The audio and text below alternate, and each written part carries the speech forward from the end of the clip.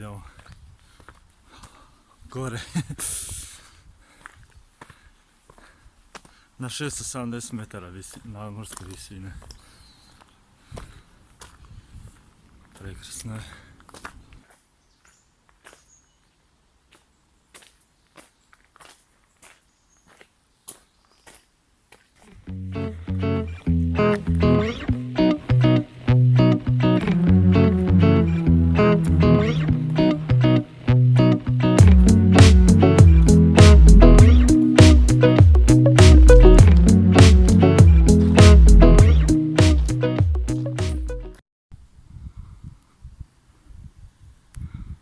Evo nas na vrhu, tu neki burg,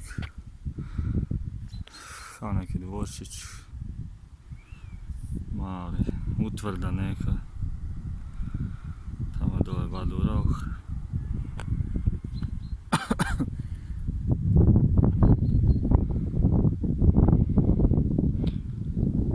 Tamo negdje su slapovi, sad tamo idemo.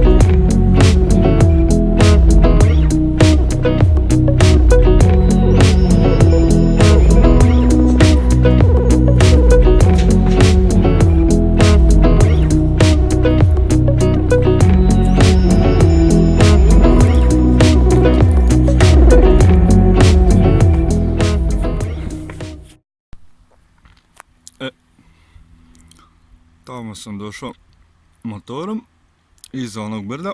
Ja sam popeo na onu utvrdu gore, pa sam išao ovamo, sve kroz šumu. Tu sam na jedan vodopad bio sam kod vodopada jednog i sad sjedim tu na nekom vrhu, pa na neke stijene tamo bijele. Može odem i do tamo, vidjet ću.